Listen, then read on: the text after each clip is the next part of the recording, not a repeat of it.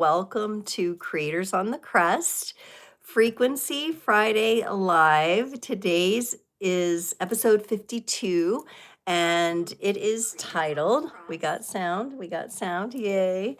It is titled The First Reset because we are going to be going into some details about the new moon, the first new moon this year in 2026, and it's in Capricorn. And we're going to dive into that. And we've been focusing a lot on Capricorn season, haven't we? We've been focusing so much on that, on the structure and the ambition and the long-term goals. And it just seems like the season has gone on and on forever. So we're moving it to our internal world today, and I'm really excited to go there with you. So we've got a really great oracle reading to line that up for us. Maria Scorpio, good morning. Hello, how are you? Jason, good morning. Hello. Thank you for being here and providing moderation. We appreciate you. It's lovely to see y'all.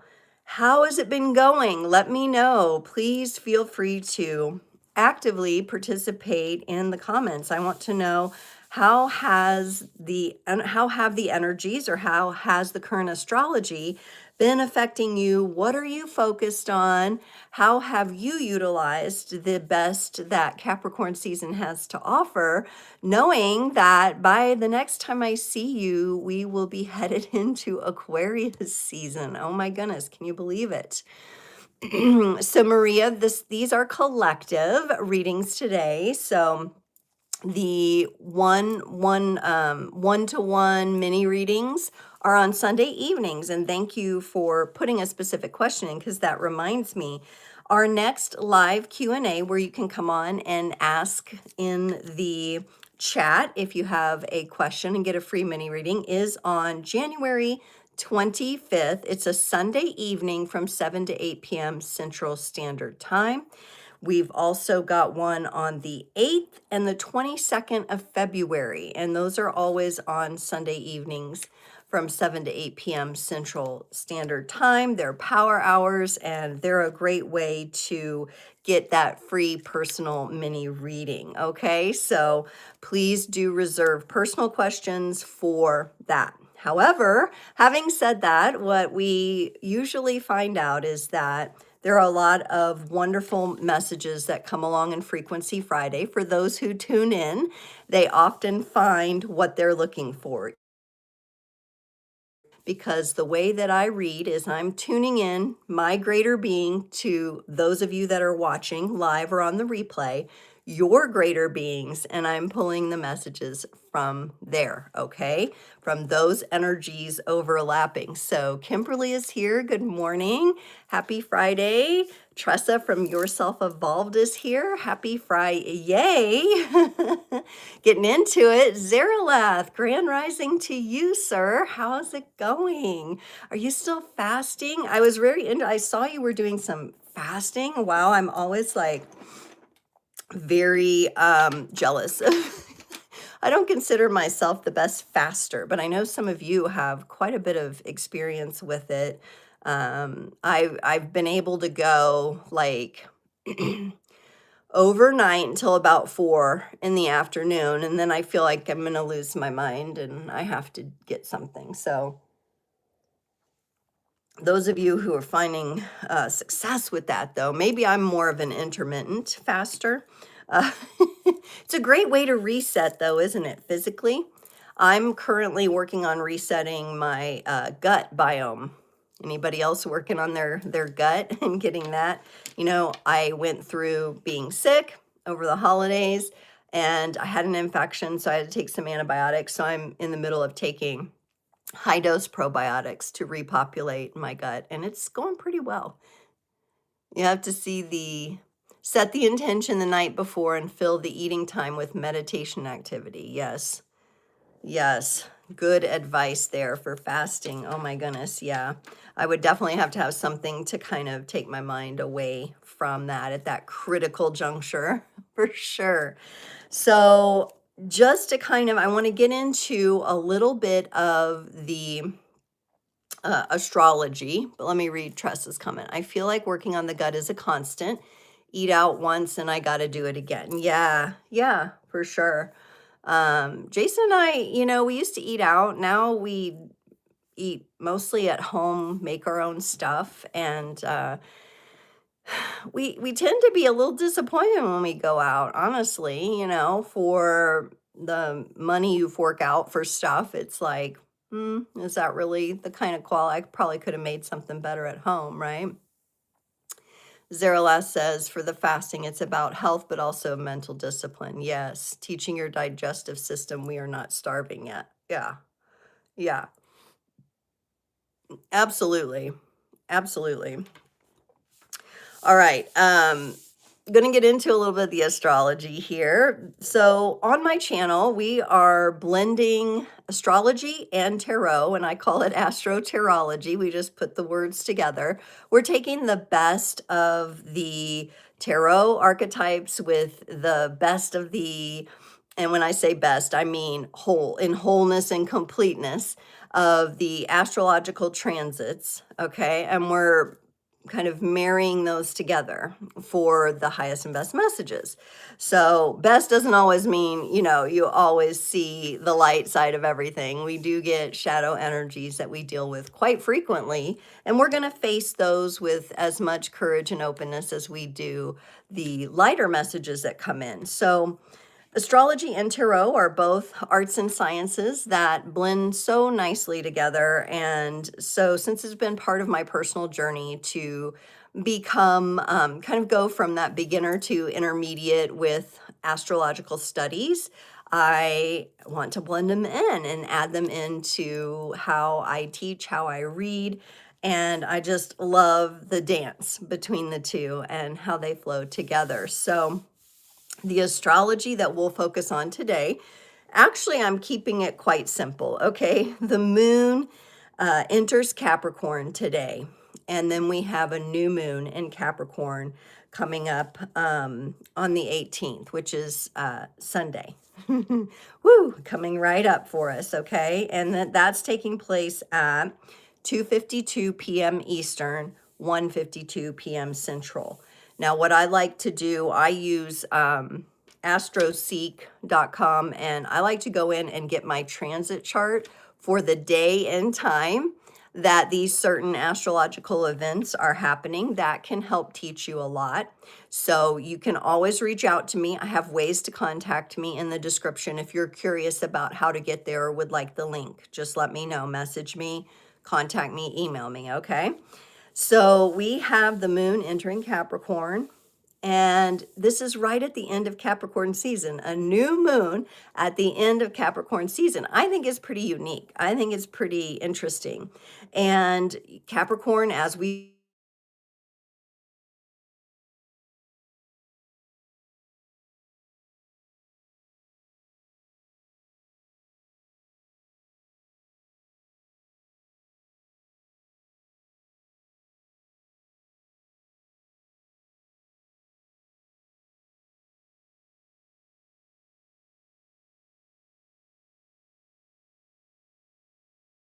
okay, I'm back. I'm back. I know it was on my end. It was on my end.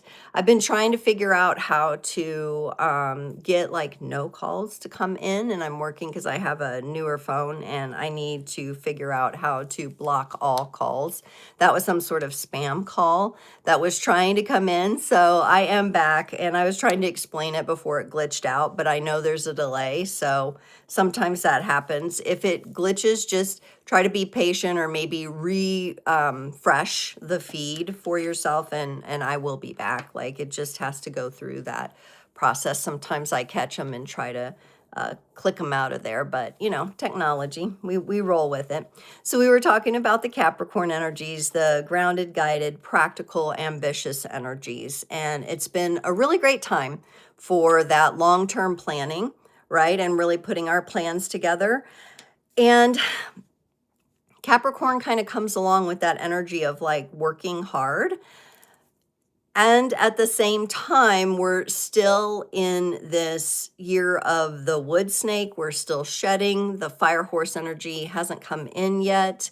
We're getting ready to come up on like the February 17th through 20th zone, which we'll be talking about a lot more and what's going on there.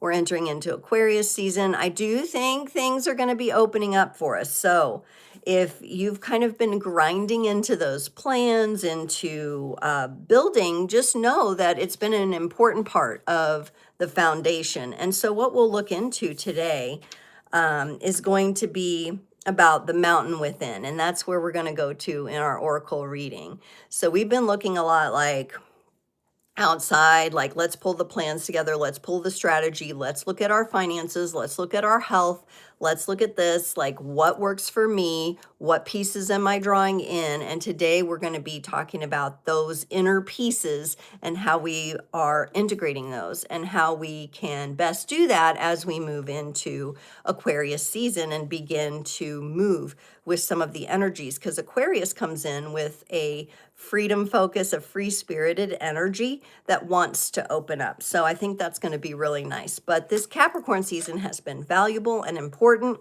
Many of you may have been focusing on your career, money, finances, health, but it's also come along with some other interesting transits promoting our ability to look at our relationships, what kind of emotional strength and maturity is going on in our most private and personal relationships, and also with friendships. So there's been a lot of change and a lot of shifting. And we've really been working on letting go of what doesn't serve us anymore. And sometimes that comes along with an acceptance level that can be a little bit tough to get to. So let me know if you're here, you're vibing. What have you been letting go of, or what have you been shifting, or even what have you been adding to your plan? What have you been adding to your go forward? What's going to be different for you this year?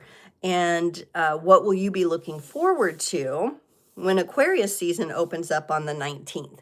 Let me know in the comments like what's standing out for you. Okay.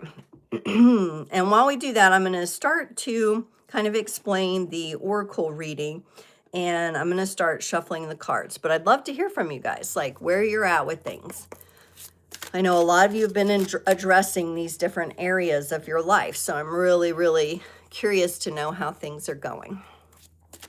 And it helps me know that we're past the glitch. I think we're past the glitch. Yeah, I see some activity. Hey, Daniel, how's it going? Here and vibing, working on emotional maturity, quieting the chatter in the mind so I can focus on self-care and improvement. Oh, yeah, that's a huge one. I, too, have been really working on that, and I thought I was good at it. But, you know, sometimes our next level up just requires more and more of us as we become as we fill into those areas of our multidimensional selves, right? And that mental chatter, darn, it can be so loud sometimes, you know? It can be so loud. Yeah, that's a great focus area. So glad to have you here, and you've got your comics out there and doing well with that, and very artistic. The next level always seems to be going back to elementary. You know, I love that. I love going back to the basics. I think that's a sign and a symbol of mastering your life, right? Is that you do revisit the basics, right? And, you know, even before I started the live today, I had to I desired to sit and just be with my breath, something very, very simple that I've known for a long time, right? And just to be in that and set the tone and integrate. You know, Zarelath was talking about some of the things that he did to ground in his fasting program, you know, really interesting. And yeah, because the mind and the body conversation can come up. Tressa says, letting go of mind-numbing activities. Ooh, girl. You know, it was great to talk to you yesterday, Tressa. We didn't get into that, though, did we? And yeah, I got that, too. Like, it's like, Am I putting my energy, am I putting my creativity, am I putting my gifts, talents, and abilities toward the things that are going to move the dial for me, while also holding, that little bit of space for what I call, there's like big Steph, big multidimensional Stephanie, and then there's little Steph, who's like the earthly, earthbound one who, I don't do ice cream, but who needs her chocolate cake or chocolate chip cookies, is that kind of thing, who needs to just chill out or check out sometimes, and how do we balance that? And how do we know when we're getting caught in that, right? And pull ourselves out. Izzy, hello, Izzy, how are you? Virgo rising, ooh, Sagittarius sun, yay. Did you enjoy Sagittarius season this past year? A Gemini moon and a Scorpio Venus, ooh. You got quite a mix there. How interesting. Lovely to have you on here. We're going to get into an oracle reading called The Mountain Within, and we're going to really be talking about the heart of the mountain. So the reflection that I'm going to bring up, if you've been following along on Frequency Friday or with Astrotarology, we've talked about the Kazimis that came in over the past couple of weeks, the Venus and Mars. And that is where the planet is so close to the sun, it's conjunct, right? So close that it appears to disappear. It goes into the heart of the sun. And today we're going to be going into the heart of the mountain, to our own internal solar spiral of creation, our heart core essence. So whatever way you connect with that, feel free, wherever you are, however you're listening, to just do whatever you need to do, whether it's breath or just some tapping, to really connect in and activate that part of you where it's represented in you in your own physical body, because that's what we're looking into today with the oracle reading. Izzy, you know the dynamics of your chart, I can tell. Yes, mindfulness versus mindlessness. Yes, coming from Pittsburgh. Welcome. Yes. I have some other creators in that area. Nice. Okay, the mountain within. We're going to start off with looking into what I will call the subterranean spring, okay? And this is going to be that magical place in the mountain, maybe a bit subconscious, where like if you've ever seen a spring like coming out of the mountain, right? Like there's an aquifer in there somewhere and it finds its way out, and like the fresh, clean water just pours out. I saw something similar to that when I traveled years ago to Moab, Utah. And we're biking, and you're kind of in the desert, you're kind of in this other planet. This kind of feels like another planet in Moab. And you have all your water, but there's these bike trails, and along the bike trail, there was a place where there was a natural spring coming out from the mountain, and you could fill up your water bottles there. It was so cool. Just beautiful, crystal clean water. And so what I'm looking at this as, so for especially like Daniel, you were talking about that emotional fuel, right? And connecting with that. This is going to be what powers our climb. And we're going to look at the Angel Dreams Oracle, just because I like this deck for subconscious work, for the stuff that may be kind of hidden behind a layer of something. And so this is the subterranean spring, the emotional fuel that's going to power our climb. What do we need to know? Oh, how interesting. So very interesting. We may have some shout outs to our friends in the Southern Hemisphere here, down under and everything. We get the season of summer. Okay, now I know in the Northern Hemisphere, we're still in winter. But we've got what goes along with the season of summer is, and I'll show you the card here in a second, taking action, okay? And Tressa, that mindful action we're talking about, right? Fruition, the things that are going to come to fruition, and our intellect. And here's our picture here. And look at that, like chartreusey green color here. We kind of got that.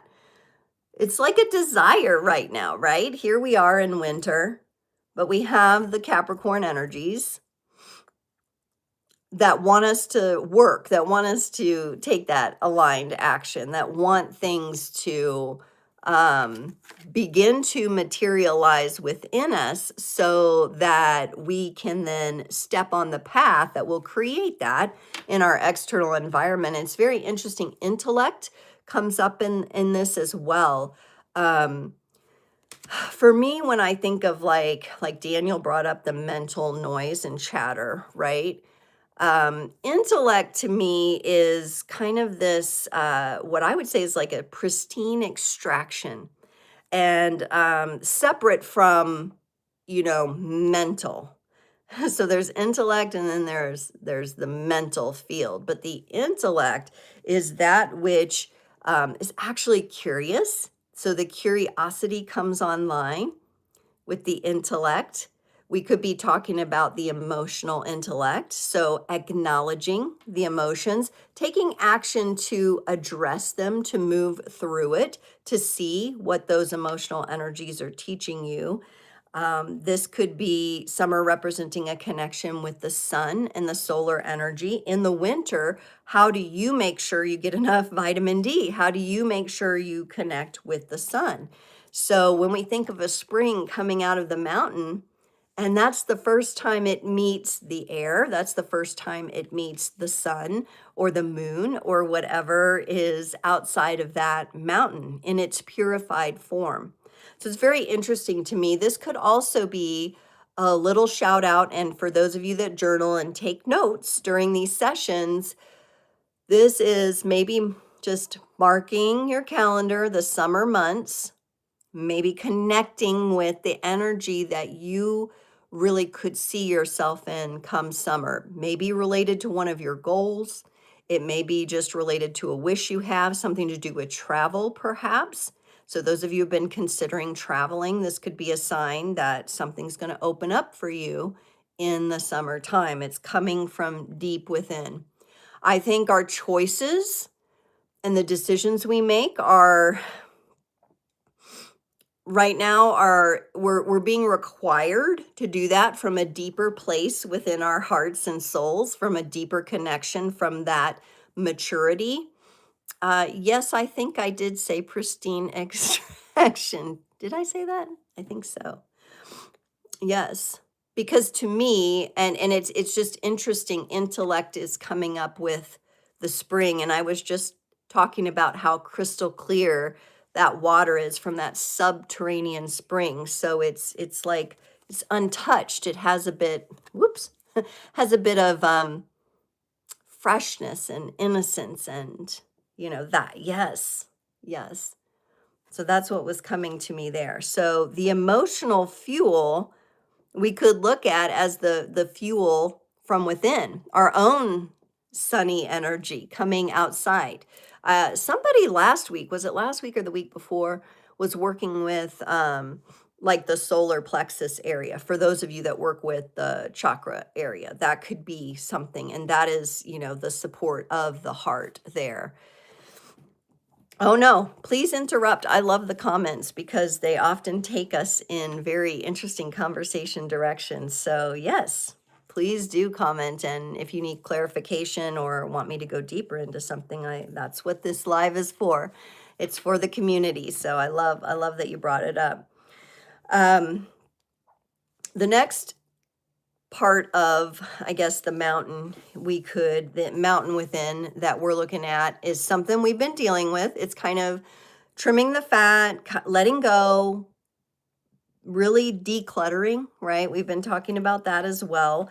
But we're going to talk about it and pull a card to help us understand how we do that from the perspective of ambition, okay? Ambition, because there are definitely a lot of external forces that we face day to day, every single day, about taking action, right? Whether it's about going to a job, trying to find a job, putting money in the bank account, following a health or exercise routine, right? Some of you may be dealing with that. I just posted how I went to Zumba for the first time in like well over a year yesterday, and I'm feeling it, but boy, it really opened up some things, right? And so could there be some ambitious energy that has latched onto us, that has come from those external sources?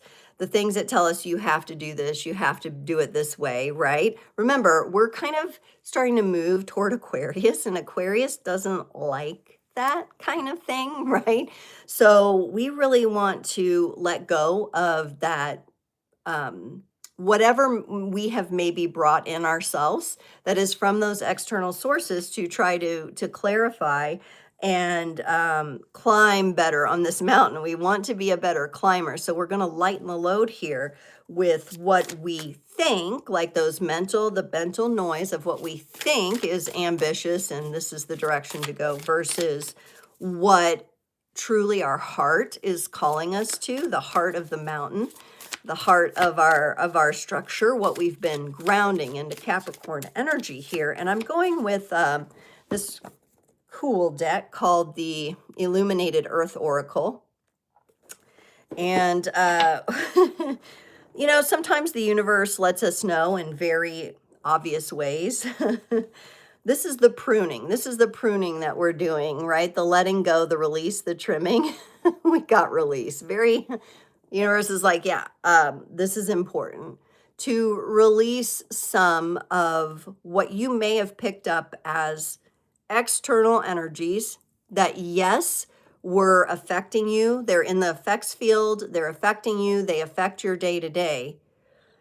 But do they truly align with your path up the mountain? Do they truly align with your goals, your values, and where you're headed?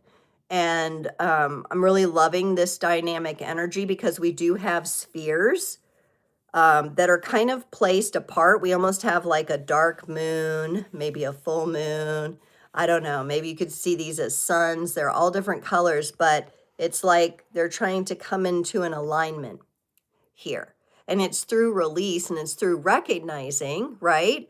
Let me give one example, because this is something that has affected me. And it takes a minute sometimes when you've been wrapped up in these external energies. So after 20 plus years of being in the corporate world, back in 2022, I think it was, I left the corporate world. And it took me like 2 years to like disentangle and release the modalities that I had picked up, like just the modus operandi I had picked up from that environment for that many years, right? And to sort through that, right? Because I'm not saying everything about working in corporate America was trash, right? I learned a lot. I learned how to relate to people. I learned about spreadsheets. I learned about some things that can actually be helpful. But there was also a lot of pressure and stress and cortisol inducing energies that I took on as like, this is the mode. This is the mode I should operate under, right? I mean, I don't even know how I made it as long as I did in that world. And it took about 2 years to detox this. So maybe you have an example where you come to recognize, oh my gosh, I picked up something externally. Sometimes people go through this with religious constructs as well, where there's that external influence. And as they progress on their spiritual journey and question and question and question, they start to realize what that was going on outside of me. So when we're pruning, we want to keep the best of it. We want to keep the best. Just if you imagine like pruning a tree, you don't want to over prune. You don't want to let everything go, or just say, oh, you know, corporate America, it took such a toll on me. I'm not going to take along with me anything I learned, right? There's valuable stuff in there, but you're really going for that essence. You're really going for the value add kind of energy. So whatever it is for you, I just use that as an analogy of something I've been through, but that's what we're being asked to do with this pruning here. So it could be something like even in relationships, since some of you have a lot of relationships changing, it could be external opinions of people that you've been in friendships or collaborations with that are shifting and changing. That could be something that you're releasing and letting go. Tressa, similar experience to reset from the grind energy. Yes. AM is acknowledging, yes, it takes time to lose the negative corporate constructs. Right. Right. And I wanted to make sure I didn't carry that forward. And there's still times where I bump into it a little bit. And that old voice comes up of like, you should have done this yesterday. You know, they always wanted everything done yesterday. There were all these unreasonable deadlines and it had to be done yesterday. Okay, like that's helpful. Thanks. That totally takes us out of like the energy, but okay, yesterday. Daniel, it took me decades to disentangle the ideology of my Judeo-Christian upbringing, parsing out that what did and did not serve me. Yes, parsing out what the things that did and did not. Yes, right? It's like you become this pruning. When you're doing the pruning for yourself, it's like you're a surgeon and you're going in and you're extracting like the best and you're letting go the other stuff, right? And that's a dance, and it can be challenging at times. So this is an important part of what this heart of the mountain is teaching us, this final bit of Capricorn season. And so it's not too late. You still have time. If anything about Capricorn season, it drags on, right? Capricorn has that slower earthy energy going. So you still got time here in the next few days to really be present with some of this and identify what it is for you. We're going to go into another part of our inner mountain, the sacred pause. All right. Now, if you've been following along or you've seen any of my Instagram stories or anything, you know that this is something that I've struggled with. It's actually the power of this new moon coming up, the dark of the moon, any new moon, really. It's the unseen work. It's that pause. It's that stuff that I'm not talking to you about yet, that I'm working on behind the scenes. It's the things going on inside you on a daily basis. That is, maybe you haven't even talked to your partner about it yet, right? Maybe it's something that you're working with internally. And we're going to go to the Starseed Oracle to pull a card for this. That sacred pause, that rest, that reclamation. And you know, today's thumbnail says the first reset, right? And I'm talking about that being like of 2026. It's our first new moon, so it's our first reset point. And it's that to be able to pause and be with that energy is it's that work that we're doing every day. It's that unseen work from within. Whew. And we got I feel like the universe is always telling me this. Just when I think, like I said, I get better at it, better at the self-care, better at that, going inside, pausing. The universe comes in and says, keep going, keep going. And we got star ancestors. I'm loving this. Hidden secrets, lost wisdom, and look a little deeper. And we have the pyramids here, y'all. So let me just hold this up for a moment because this is a really powerful card. There's a lot going on. I mean, look at all this. What's going on? What's going on? There's a lot going on. Star ancestors. This could be representing an opportunity for us to reconnect with our sacred star ancestors. Let me hold that a little closer. We've got kind of like, and this is something that's become maybe like interdimensional or alien looking face here. I think we're going to be hearing a lot more about disclosure and other civilizations and species this year and in 2027. I definitely think that's coming up. We have some of the Egyptian, like this is a profile of an Egyptian goddess or god. there's a lot going on in here.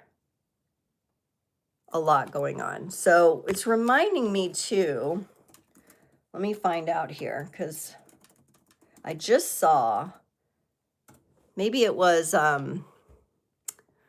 oh gosh, maybe somebody's Instagram channel. It was a symbolism channel. Okay, so the pyramids remind me of the Nordic triangle symbol called the Valknut or Valknut. You guys see that? And Symbolic Studies, I think it might be. I can't remember the name of the Instagram channel. I'll have to put it in the pinned comments. Let me make a note to myself, because it's really good. It's a really great Instagram account that talk about this, the symbolism of astrology, tarot, all the stuff. And I believe they had something on the pyramids. Maybe it was someone else. I don't know. But it caught my eye. And so the Valknut, like the pyramids, associated with afterlife, warriors, the cycle of life and death. Very interesting. Something we could go deeper into. But the sacred pause, maybe here, what we're being invited to is to connect with the ancestors. Okay? To connect with the ancestors here. All right. It's kind of like the energy here is so personal that I'm being like told to pause and just let each of you be with this image, with this theme. On the bottom, it says hidden secrets, lost wisdom, look a little deeper. Now I'm kind of feeling like also the energy of discernment is coming up quite powerfully, like how important it is for us to pause and really utilize discernment when it comes to everything that's coming up this year. AM is saying the new moon in Capricorn changes very quickly. Yes, we're going to be pivoting very quickly. Yes, they're very different energies. So we're coming up to this transition. We've been talking about it, leading up to it, and now here it is. It's upon us, right? So how do we build the life for ourselves? So here we are, we're connecting with all these different aspects of ourselves, our emotional intelligence, our mental thoughts, our intellect, the difference between what's going on there. We're beginning to discern between the external energies and what's going on inside, or we're continuing to discern that, right? And we're looking at that and taking time with that. How do we build a life for ourselves that looks as good as it, or feels as good as it looks, feels as good as it looks, right? Because people can make things look a lot of ways, but this is really more about the authentic feeling underneath, which is something, I tend to be a very optimistic person. I tend to focus on positive things and hold a lot of hope. But I've also been really getting used to sharing when I feel stuck and like the shadow energies that I move through, because they're a very real part of it. You need all of it, right? You need that living in a universe of contrasting expressions. You need the mastery of both the light and the dark, which is, really great for like Daniel doing, the shamanic work you do, because you go down into that earth, you go down into that soil, go down into those depths, right?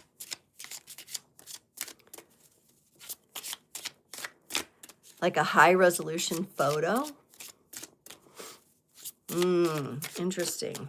Okay, so we're going to talk about, so we have the ambitious, energies that we're discerning through, the things that we've been taught externally, that maybe that's not the way we want to operate. We talked about the release of those. The universe said, yes, release those. Now we're talking about the ambitious energies we want to integrate to make that life feel as good as it looks, right? And I'm just thinking about social media, and I'm thinking about how people put themselves out there on social media and everything looks a certain way, right? I think I was just seeing something too about, this happens all the time with like Hollywood. And I'll just give the example of like the girl who plays Laura Ingalls Wilder on Little House on the Prairie, right? And come to find out she's had like 3 marriages, and her current husband is now arrested under suspect of child, you know, SA stuff. And so it's like everything that was portrayed, and I know it's Hollywood, and I know what Hollywood is. It's a cesspool, right, of projections and disgusting stuff, right? But connecting with that show when I was younger, right, and thinking about like how, oh, it's so pure and innocent, and the hardships of, you know, the times and all of this, and then like facing real life, right? It's like the illusions fall away. And I think about social media and how you can like be following somebody, and then you're like, oh, wonderful, I get so much from that, right? And then like later on, there's a documentary about them, and it turns out they're really not that kind of a person, or maybe they're not living in integrity with all the things they were selling, right? And so I do think that discernment is coming in again here. And so when we know we're faced with all that, right? And we know we're going to face disappointment, and we're going to see that in the collective. Where do we go? Like, where do we go then? Okay, because those external energies are messed up, for lack of a better term. Well, we go inside and we trust our intuition. So here's where the real integrated ambition comes from. Internal, inside of us. I'm really loving that we have the solar energy here, and almost like fiery energy coming in. I think this is beautiful energy to take into this Aquarius season, trusting ourselves, because Aquarius is about freedom. It's about what's best for the collective, what's best for my community. How do I bring the best of myself? How do I honor that freedom and that wild nature within me, right? And trusting your own intuition. The universe guides you, but it's through your own direct ignition and connection with that higher force, with that creator source energy that's guiding you. So here is another reminder: trust your intuition, trust your inner world here. And that is where you integrate what your true ambitions are. And take the best of everything you've learned over this last month of Capricorn season with you forward, right? And integrated.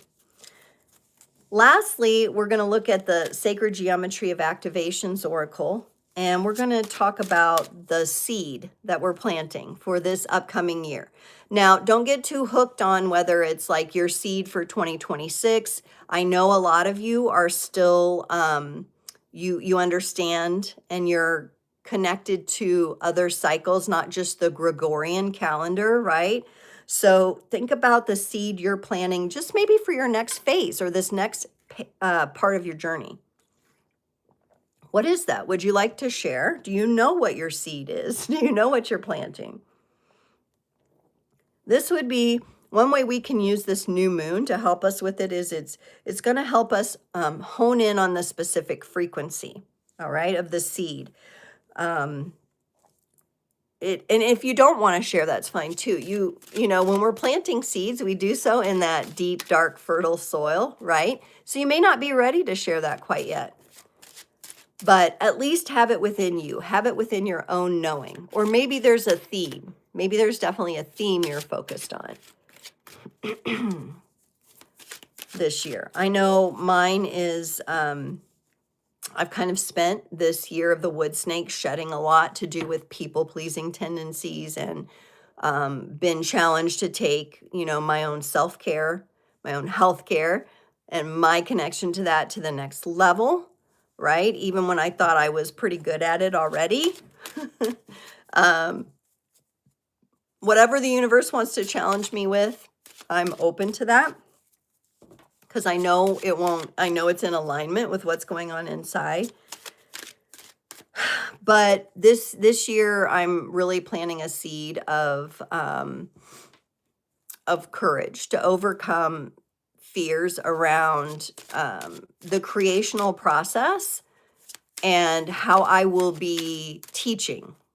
All right, because I have background in teaching and education, secondary education, and I know how to put curriculum together, and I have a science degree and a background in biology, so I know how these systems talk to one another. It's all in here, but how do I get it out there for the share? And what is going to be the medium, the nourishment that helps that seed crack open? And sometimes that seed needs to soak in a little water. It needs to be at a certain depth, right? And so the message that we're getting for the seed we're planting, whether it's for 2026 or maybe you're going to do this at the spring equinox, whatever works for you, we got 43 transition.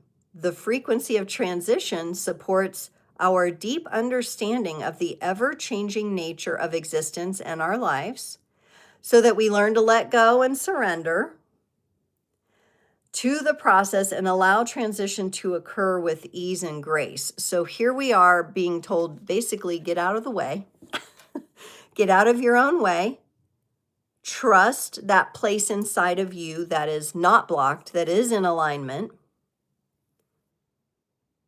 and flow with that internal river, flow with those different energies that are there for you.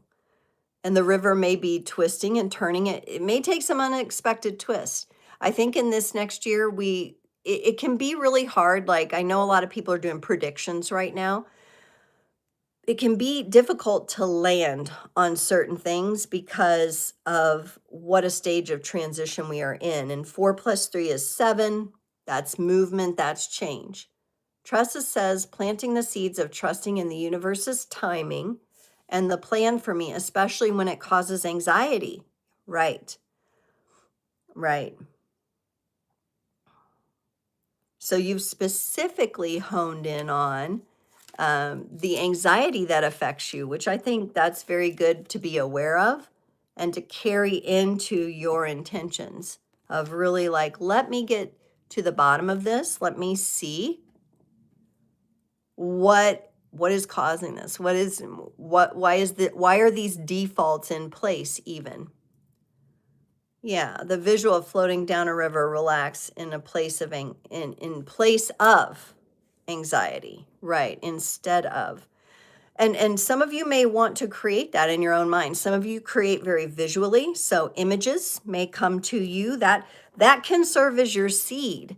So it may not be words you're telling yourself, it could be images. Could be something that comes to you that becomes your own kind of special totem for the upcoming months and years. Like I said, I don't want to force this into like, you got to do it right now, right? We are going through a powerful transition from Capricorn to Aquarius here. But at the same time, we have the very powerful fire horse energy still coming, right? So one of the things, that I've been constantly working, letting go of is that you have to do something in a certain way at a certain time. And I think that's what you were getting to, Tressa. Like, our minds tend to, and our egos tend to latch on to, you got to do it this way. Or we'll see somebody that's doing something online like we want to do, and we're like, oh my God, they're so much further along, and I better step it up. And then we kind of force ourselves into an unnatural energy. And all this happen. I mean, our minds are brilliant storytellers. We can really start the ball rolling. And then all of a sudden, we're not in the present moment. That anxiety is kicking in. We're somewhere in some future that we may not even want to be connecting with, right? And there it is. And it's like, I gotta do this. And it becomes pressurized instead of helping us stay in that natural flow and to really let ourselves be picked up by the current and go with the current, surf the wave. It's like, it's not easy. If you've ever tried to surf or water ski or anything, you're trying to catch that. right? You're trying to catch that best wave that will carry you. And we have a tendency sometimes to get in the way of that. Okay, let me know how you feel about the oracle reading. What was the part that stood out the most to you? If you're still here, and thank you so much for being here. I'm going to explain the breakout readings while you share any final thoughts about the oracle messages that we got today and that part of the reading there, and just wishing each of you just such a powerful and strong connection with that mountain within and everything that you're forming. It's so interesting to think of the heart like a mountain, because and we talked about this, like the structural heart was another theme that's been really interesting to work with these energies, because the heart is the great transmuter. It really is. That heart core essence is the place where all the energies can be processed. And to be able to do that and work with the momentum of everything that's coming and going in our existence, and build a foundation and have structure there, and build in that trust, build in that inner trust. Ooh, y'all, this is what we came here for. It's big, big time stuff. All right. So if you're doing that, oh my goodness, like, take a deep breath, be proud of yourself. You're doing work that really matters. It's really affecting the field. And what's great about it is you're in the creational energy. When you really work to fine tune these things, you're in the creational energy, and that's what's going to have the most powerful effect on the effects field, the people around you, everyone you encounter, everyone you meet. So awesome job to everyone. Our breakout readings today, we're going to head into each sign again. So each sign is going to get a reading, okay? I've said it before, but I'll say it again. The way that I encourage people to listen to the signs is, of course, you want to listen to your sun sign. That's going to be your solar spark. That's going to be something you likely connect with. Of course, this is another, of course, you want to listen to your moon sign, because that's the stuff under the surface. Something could be revealed in the moon sign reading that maybe wasn't readily apparent to you on the surface. Of course, you want to listen to your ascendant, because that's how you move. That's how people first recognize you in the world, kind of the energy that precedes you. So there may be some important messages there. And then if you know your north node energy placement, you want to listen to that, because the north node is the personal energy. Each of us have, north node in a certain sign. Mine's on a cusp, so I kind of have to deal with two signs. But it's the energy you're moving to as you age, as you mature, as you progress in your life. It's the energy that you're moving toward. So it can really come across as a powerful message for you if you listen to your north node placement as well. Now, some of you really know your other placements, like your Venus, Mars, like the inner, the outer planets. By all means, if you know that, and maybe there's a particular transit that you're going through right now, so maybe something there, like something in this Capricorn stellium, for example, is transiting something in your natal chart, then you definitely want to look into those energies as well. Now, if you don't know all that and you're like, that's too much for me, just keep it simple. Keep it simple. Sun, moon, rising, and north node, and go with those messages, okay? We're going to start with Aquarius, since we're moving into Aquarius season. Capricorn got to start us off last time, and we're going to work through the astrological wheel: Aquarius, Pisces, Aries, Taurus, Gemini, Cancer, Leo, Virgo, Libra, Scorpio, Saggy, and then closing it off with Capricorn. We're going to kind of stay with the cycle that we're moving into here. And I'm going to pull a couple of tarot cards. I'm using the Gilded Tarot Royale today. Really like the colors and the images on this one. And then each sign is going to get a Moonology oracle card, since we are talking about the new moon and we're asking for each sign's new moon messages. Okay, so some of these may be reinforcements of what we got in the oracle reading. Some of them may be different and new. So let's see what we get. We're going to start off with that Aquarius energy. Let me know in the comments if you do have Aquarius placements that you're aware of. I'm Aquarius rising, so I am aware of that. I am aware of that. All right, and we're going to get a Moonology oracle card here since we're dealing with moon messages. So when we think about these messages for the new moon, they're going to be the most powerful over, I would say, the next 3 to 4 to 5, even 3 to 5 days, let's say. So the most personal and most powerful for you over the next 3 to 5 days. So we can go through this new moon period. Okay, so Aquarius here. Aquarius, it really looks like you are dealing with the pivot here from Capricorn season into your season. We start off with the Knight of Pentacles, which, you know, yes, it's an active energy, but it's also the slowest moving night. So we really are acknowledging here in the Aquarius energies, the grind of the Capricorn season that we, all right? There's an acknowledgement here. I mean, all the green in this card that we want to move forward with aliveness and love.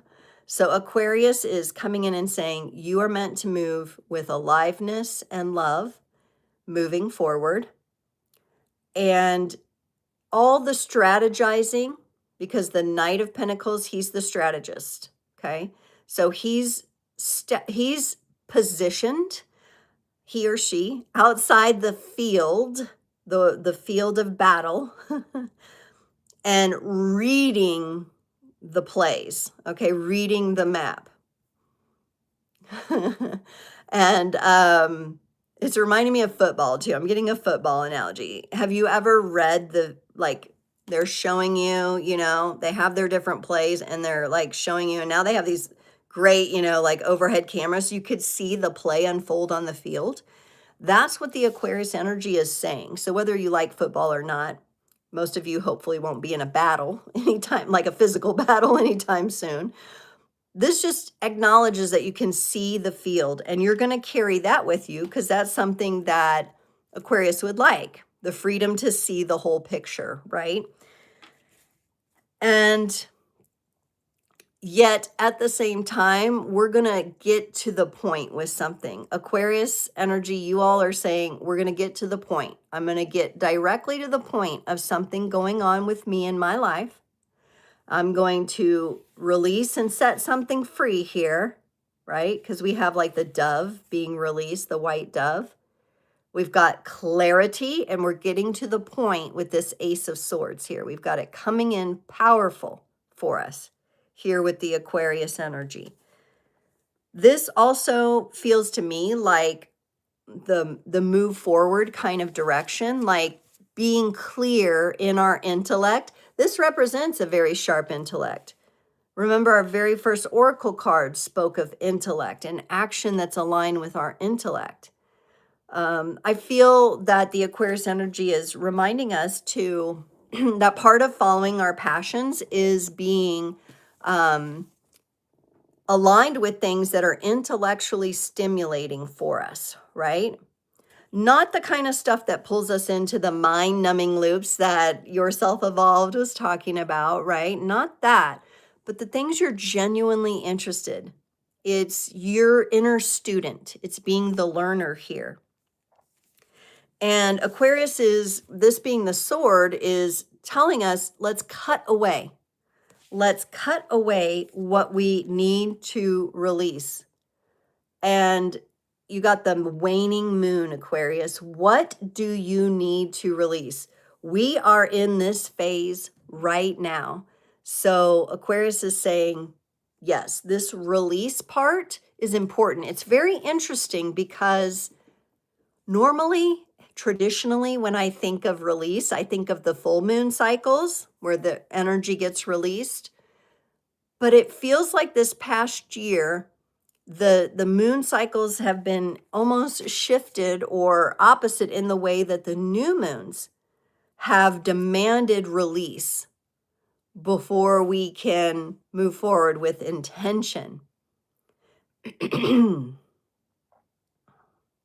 So Aquarius is really focused on right now, which is beautiful because I feel like it's very present moment energy.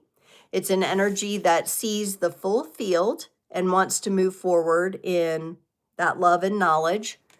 And we're going to get to the point and we're going to cut away everything that we don't need to be taking with us. And that's what the Aquarius energies are showing us today. Oh, wow. Interesting. Okay. Thank you, Aquarius. Thank you, Aquarius. Aquarius is our 11th house energy too, for those of you who like the numerology. And now we will move into Pisces. Pisces is up next. Do I have any fish in here? Sun, moon, rising, north node, or otherwise? Pisces energy. You know, we are all the signs and all the houses, so you can benefit from the messages, even in the places of your chart where there's seemingly nothing. Because Pisces in my chart is that one of those places, like there's nothing there. There's nothing there, but there's still planets that transit through there, right? Pisces North Node, yes, AM, Pisces North Node. Pisces, feeling the need to clear my throat a lot. Interesting. Maybe Pisces has something to say here. I know we're doing their reading, but maybe what I mean is Pisces, there may be something really important to communicate here. Oh, yeah, you've got 2 major arcana cards, so I can tell. Wow. We could be getting a little peek on the Pisces season this year coming up. Interesting. I'm going to be honest, Pisces. For you, I feel breakthrough energy. And it feels really good. It kind of feels like it's a long time coming. And maybe it is a breakthrough into your voice. Ooh, something you need to say. My whole temperature is changing too, Pisces. Whew, from the message to Aquarius to you. My goodness. Whew. You got the Hierophant. This represents significant change for you, Pisces. What I'm seeing here is he's kind of like illuminated in front of this stained glass window is a breakthrough energy. Something is being illuminated for you, and I don't think you're going to be able to, you're not going to be able to bite your tongue anymore. I think if any of you are dealing with Pisces, sun, moon, rising, north nodes, in partnerships, friendships, oh my goodness, there's so much that wants to arise out of the Pisces energy this year. Oh my goodness. Woo! I just feel completely taken by this energy. I'm going to say, like, it is super powerful. Like I said, I feel breakthrough, like a long time coming. If you have powerful Pisces energy in your chart, I would also look to Uranus energy and transits this year and see what that might hold for you. This is spiritual breakthrough. This is having authority over your life, over yourself, over your integrity. It's a reclamation of everything that you hold valuable. It honestly, it kind of feels like a bit rebellious. It could be perceived as a bit rebellious, which is interesting because normally rebellious energy comes up with Aquarius as well, that freedom and rebellious. We could be getting a little glimpse that there's going to be some spiritual, religious type breakthroughs, type big changes coming up during Pisces season here with the Hierophant coming in. But I think those of you that have the strong Pisces placements, 12th house energy going on, you're going to be feeling it more, probably on a personal level, as well as we may see it on the collective. But look at this. It's meant to be. Here's that gorgeous solar energy with the sun coming in, and just, I mean, there's just so much to do with like that breakthrough, bursting solar energy here. And the sun being joy and happiness, illumination. Wow, I think Pisces, you're coming to recognize things in yourself that have been buried for a long time. They're finally coming to light, and you're finally having the strength, the courage, and the authority to stand up and communicate that and let people know. If you have a Pisces in your life that you love and care about, please make sure you're creating a space where they can blossom, where they can bloom, where they can expand, because I feel this energy for them. Pisces, there could be a little something here. You got the new moon in Cancer. You and your loved ones are safe. With all the breakthrough energy that you're feeling, that I think will be even more powerful during your season this year coming up. You may tend to worry a little bit. It may be overwhelming at times. And the Cancerian energy, that new moon in Cancer, comes in and says, you're okay. Your loved ones are safe. Pisces is so loving. They do care. They care so deeply about everyone and everything. So new moon in Cancer 2026. Okay, it looks like there's 2 new moon in Cancers this year. We already had the full moon in Cancer. Looks like July 14th. So if you're a Pisces, make note of that date, July 14th. This year, we've got the new moon in Cancer. So that may be a date you want to write down. That might be significant for you, as well as I'm definitely getting like your season.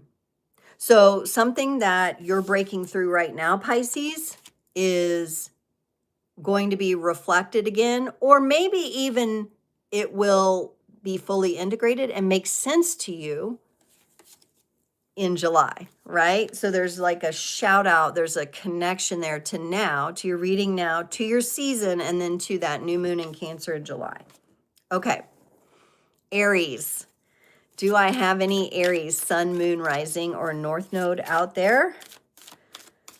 And I was just listening to really interesting, I just found this astrology person, and I can't even remember the name, Adam something, Elisam or something like that. And he was talking about the decans, which is every 10 degrees in each house. So you have the first 10 degrees, the second, the third. Something I'm still learning about is the decans.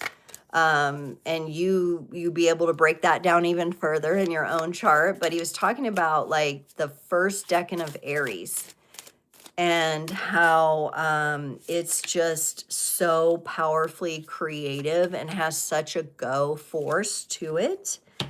It's going to be interesting to see what comes up for our creator Aries here, because it looks like love and relationships to me, and like lots of powerful emotions going on here.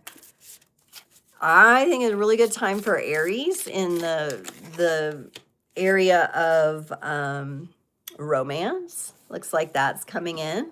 So if you have Aries, sun, moon, rising, or north node, especially if you're in the first decan, like your planet or placement is in the first decan, which, you know, you can always message me. Again, I'll mention, you can connect with me in the description if you're like, hey, you were talking about that. What is that? Let me know. Let me know. Plus, I want to get, you know, if you want to be, I'd love to have you on my email list. So email me, message me. I'll get you on there. Aries, wow, it feels like young love. It feels like new love to me.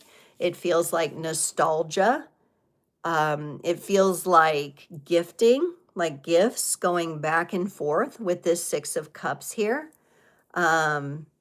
There's a precious energy that you're holding on to. Some of you may even be like, it feels like maybe there was a childhood love for some of you Aries that you're coming to peace with in your own heart. You're allowing like the fond memories, because Aries, you know, they charge forward, they move on. It could be someone or an energy that you've moved on from, but you're coming to know it within yourself in a different way of maybe understanding what that was all about and what you learned from that relationship.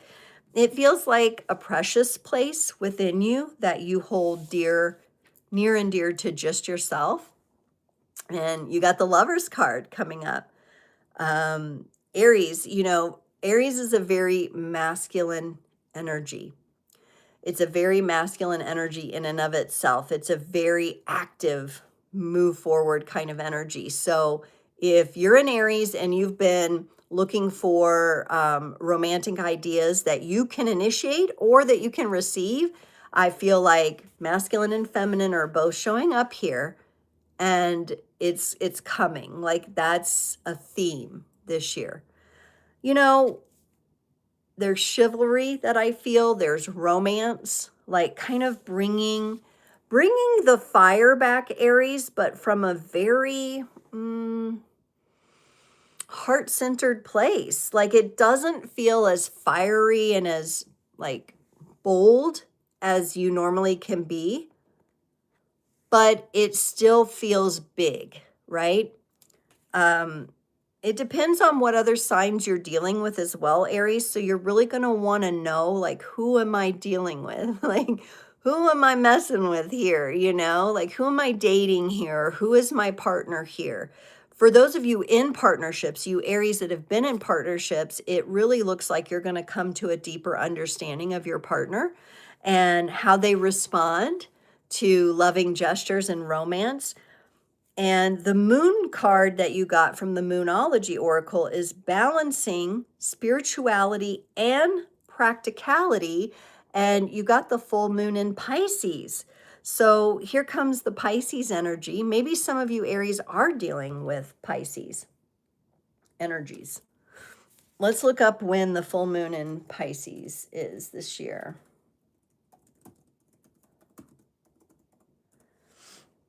Oh, and it comes along with an eclipse. Yes, like total eclipse of the heart. Y'all know that song? Total eclipse of the heart, right? That's what I'm getting for you, Aries. Oh my goodness. Like that's on August 28th. Total lunar eclipse. Oh wait, that's the full moon. What does this say? Oh no, it does say full moon. I was still stuck on the new moon. It does say full moon. Total full moon lunar eclipse in Pisces, Friday, August 28th. Ooh, that's going to be on a frequency Friday, y'all. I'll have to try to remember this. So Aries, balancing spirituality and practicality, but in the form and the style of romance and chivalry and intimacy, okay? Beautiful. I love it. You're going deeper. You're going deeper in love. You're going deeper in romance. Not a bad thing. It's a big thing. And it, you know, it's beautiful because we are dealing with the evolution of relationships, and Aries is first house energy. It leads the way. It's the creational energy. And, you know, when Aries comes in with this first house and even the first decan energy, it is creational and destructive at the same time. All right. Because in order to create the new, right, energy is going to be there. It's going to go through these cycles. Right. And so we have the creation and the destruction happening at the same time. Powerful. It's going to be powerful. I think you're the sign that leads the way in this, and it honestly feels good because you'll be leading the way in your own personal encounters first, and then we'll see how that manifests and represents in the collective. Moving on to Taurus. Taurus is next, our second house energy of Taurus. Whew, Taurus. Taurus, sun, moon, rising, and north node. Do I have any? Tauruses out there. I'm a Taurus moon. I feel like somebody else in our community here is a Taurus moon. Might be Girl Gone. Is she Taurus moon? No, is she Capricorn sun? I can't remember what her moon is. Let me know if you have Taurus energy or somebody in your circle has Taurus energy. This new moon looks like it's kind of smacking you upside the head, Taurus. I think Taurus, you're being forced out of your comfort zone, your little small space, okay, that you retreat to. And you're being forced outside your comfort zone. Again, I'm getting the planet of Uranus, that outer planet could have some impact in your chart. I know it does mine. Like, I just saw, like, for this time, like the new moon, I have like 3 or 4 placements that are squaring, that are conjunct together, squaring my natal Uranus energies, which are in Libra. So it's like, guess what? Nah, you don't get to just be comfortable right there. You're going to be kind of forced into something here in a good way. You know, it's that universal forces that are meant to happen. You got the Tower. Breakdown energy, sudden shifts and changes, suddenly pushed out of your comfort zone. You're meant to look at the bigger picture here. You're meant to come out of wherever you've been hiding out, Taurus, wherever in your little comfort zone, in your little fluffy pajamas. And it's time to come out and, you know, show the world what you're made of. Some of you may be doing this in the form of a health routine. I'm getting health. Important for Taurus, you know, during this time, some goals and some commitment to your health is important. We also got the 5 of Pentacles. This speaks to abandonment and betrayal. And I think, Taurus, what I'm really feeling for you is coming to light and wants to be released, processed, released, acknowledged, processed, released. For you, Taurus, is the ways you've abandoned yourself. The ways you've abandoned yourself to comfort that doesn't create the momentum that you need in your life. I mean, you are a force to be reckoned with, Taurus. You are powerful. You are the bull. And when the bull moves, everybody better get the F out the way, right? And these energies, maybe this is kind of like an overwinter, and as you move towards spring, you're going to be opening up and coming out a little bit more. But I think with this next 3 to 5 days, you're really going to be feeling this. You're being called, the Moonology card you got is look at the bigger picture. Out of that little comfort zone, out of the areas you might feel short-sighted, right? Or you might not be seeing everything, and you're being called in to look at this bigger picture with the Sagittarius energy. It may feel kind of annoying, not gonna lie. Full moon in Sagittarius, let's find out when that is. So if you like the dates, 26, I have to look it up when I pull it because I never know what card I'm gonna pull. And believe me, I have a moon calendar, but I don't know, you know, I kind of look what's coming up in front of us, not too far. We've got one, 2, it looks like. Full moons in Sagittarius, Sunday, May 31st. And another one on June 14th. And this is about expansion, exploration, like you setting out, Taurus. I think that May 31st and that June 14th, is that possible? Oh, yeah, because that May 31st one's a blue moon. That's 3, right? In a cycle, in a month. We're going to have to look into that a little bit deeper, but make note of those dates, check it out, validate that, because I'm just typing it into Google right now. I have to go and validate against the other astrology software that I have. But wow, Taurus, yeah, breaking down, letting go, releasing the ways that you've abandoned yourself, maybe even to your creature comforts, the way you've abandoned your greater being into some of those things.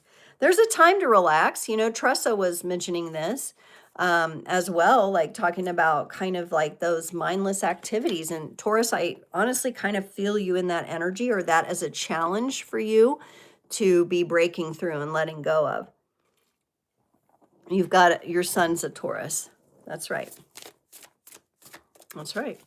So, you know, when you're thinking about you're a steward for your son and you're thinking about the Taurus energy, you may see the shift in him. You may see, it could mean at his age, like a maturity, you know, like a maturity. He's, you know, junior to senior, you know, kind of coming to the top of the totem pole of his accomplishments and how he's feeling about that. So this new moon would be a time for him to release any of, you know, the insecurities or instabilities, fear of instability. Let's call it fear of instability that he might have been dealing with. It kind of comes to this place of like, okay, I'm ready to move on now. I'm ready to come out. The breakthrough energy is here. Let's move on to our Geminis. I know Tressa's got that Gemini sun. My father, my late father, was a Gemini. So fun. So fun. Can annoy the bejesus out of you if you let them, but it's always in good fun. Very witty, very smart, very quick-witted. Funny. There are comedians. Oh, whoa, okay. So Gemini energy.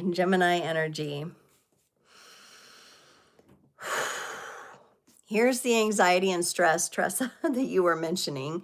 Definitely feeling your way out of this and actually beginning to get momentum. This new moon for you Geminis is about gaining momentum to exit the self-imposed cage that you found yourself in, all right?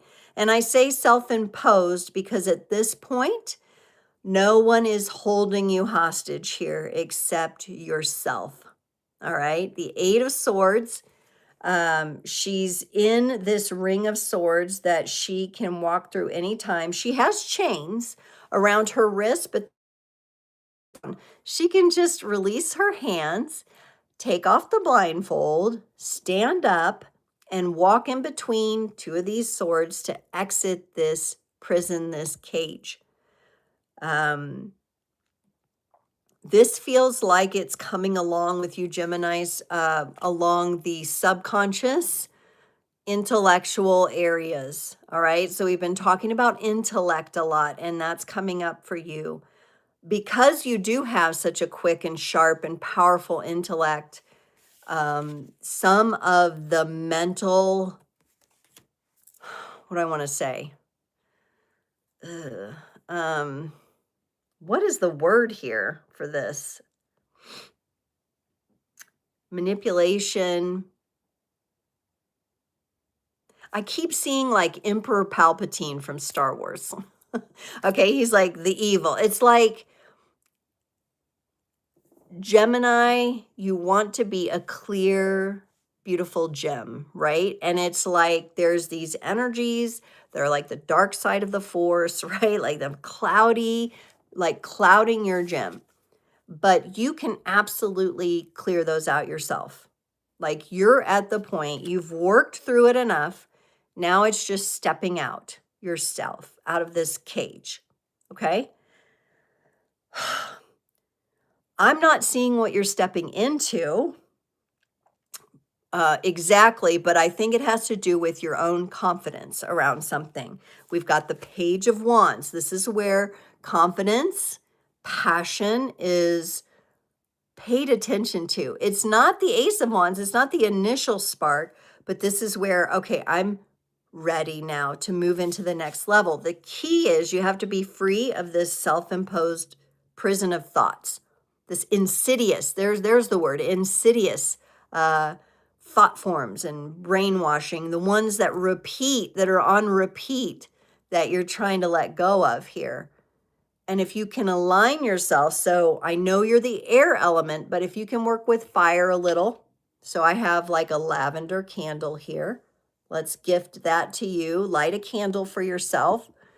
Work on keeping this flame going here. The page is going to open up and be very curious about this, even though it might not be like, where do I go now? I'm so used to bouncing around in these energies. Where do I go? It's about remaining curious. You've got Leo energy coming in your Moonology card here. Curious as a cat, right? As those big cats, they get curious. But if you can do that in your playful way that you like to do it and have a little fun with it, I think that's a really nice mix for you. Confidence is your key to success. You got the new moon in Leo. New moon in Leo energy. So let's find out when our new moon in Leo is. Again, we have to validate these dates later, but August 12th. Significant solar eclipse. So there you go, Gemini. By August 12th, wow, I feel like you're going to be feeling fierce. And it really has to do with you walking out of this cage in the next 3 to 5 days, making that decision and saying, we're unbinding myself. We're going to unbind ourselves here, Gemini. We're going to take the blindfold off and we're going to walk out. We're going to get curious, even though we don't, I mean, I'm not, he's on a porch of a home. There might be a path behind, but we don't see it very well yet. So walking out of this stress and anxiety, knowing, okay, you know what? I'm not going to see the path super clearly yet, but if I remain curious, if I warm up to myself outside of this self-imposed cage of anxiety and stress that I've been in, I will gain confidence along the way. And by the time we reach that new moon on August 12th, dang, Gemini, you're going to be feeling a lot better, okay? I'm going to be embodying that. So, whew, that path is hidden, isn't it, Tressa? It's not super clear. But with all the work you're doing to align in your heart and your inner mountain, that is the key. It's inside you. So it will be, I'm almost seeing for you, Gemini, like magnets, like the path will magnetize and you will just be drawn, like the universe will draw you to the path. You don't need to see it right now. You need to trust your intuition. The universe guides you. And my nose is starting to run. So I know there's release coming along with this. Whatever you need to do to support your release cycle for this new moon, woo, is important. Woo. All right, Cancer. Cancerian energies are Cancer, Sun, Moon, Rising, and North Node. Let's see what's up for you with this new moon messages here. Oh, goodness. Okay. Okay, Cancer.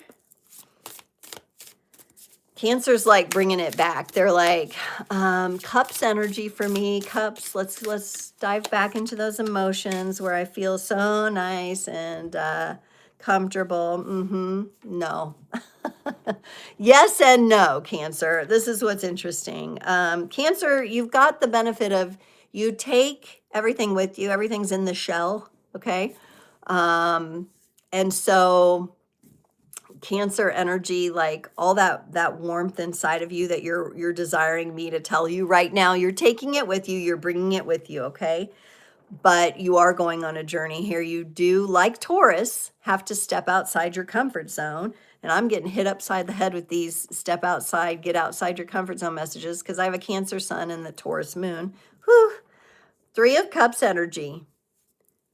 Collaborations with others, sisterhoods, brotherhoods, getting in circles that support your flow, getting in circles that support your flow, being in relationships that support your flow, not in a harsh way, nobody's doing anything for you here. They're dancing with you, but you have to get out and dance too. All right. So you're going to have to carry it all with you and get out there and be a part of this dance, of these cycles, of these rhythms. And it's very interesting here. I believe we have like a red, yellow, and blue. Those are the primary colors, are they not? Like, it's like a primary focus for you here with this energy. If you don't feel open to new relationships, new energies, new collaborations, new support systems coming in. You want to begin to think about why am I not open to that? If you've got your shell just blocking all of that, it's going to be hard for you to live the softer life that you want to live, the life of ease, because you have the Queen of Cups here. This is you and your natural energies, but this all depends on you stepping outside your comfort zone. The Queen of Cups, she does get comfortable, you know, she does know how to fill her own cup and to serve from the overflow, but she's also very comfortable. So you're kind of facing like, okay, it's like you want to bring your comfort along with you. And honestly, if there's any sign who can do this, it's probably Cancer. You probably can carry some level of comfort along with you. It's like taking your favorite pillow when you travel, Cancer. Okay. So definitely if you do travel, take your favorite pillow with you. Bring some representation of comfort, but you got step outside of your comfort zone and your north node. Now, this tells me that also for you Cancers that are sun, moon, and rising, make sure to pay attention to your north node reading. You're going someplace, Cancer. There's no how here, really. There's no when, except that you are meant to get outside your comfort zone. There's no specifics here because the specifics are inside of you. All right. It does have to do with movement and flow and collaborations with others and carrying an essence of your comfort along with you. And we have our little, loyal companions here, little comfort dogs. So for those of you who have a pet or a familiar, maybe they go with you when you travel, okay? And maybe that brings you some sort of comfort. I'm almost getting like the emotional support animal kind of feel here. But you're still going to be stepping outside of your comfort zone. So know that this new moon is about you accepting that this is where you're headed here. Because going into the north node is where you're headed as you grow, as you move, Cancer. So it's important to open up to that. I don't see it as like something that's negotiable either. You are going to be moving outside of your comfort zone, like Taurus. But it's for the good. It's for your good, your highest and best good. It's the universe coming in and saying, okay, now's your time. Move the energies. Let's go. Leo Lion. Leo's already kind of come up in some of the other readings and peeked in with a bit of confidence. Let's see what's going on for Leo specifically. Ooh, Leo, letting go control maybe? Do I have any Leo, Sun, Moon, Rising, or North Node? Hi, DNA Mindset Matter. I'm glad you're able to listen in. We're doing new moon messages for all the signs. And after the video processes, I'll get it up with the timestamps. So if you need to go back and listen, you absolutely will have that ability. All right, Leo. Good things are happening here. You're starting off in this Capricorn energy. You got the Devil card. Nobody wants that, right? Oh, it's okay. It's okay. You're in this Capricorn energy. You may have been dealing with a lot of the lower, more primal, more earthly energies right now. Some of you may be working on healing.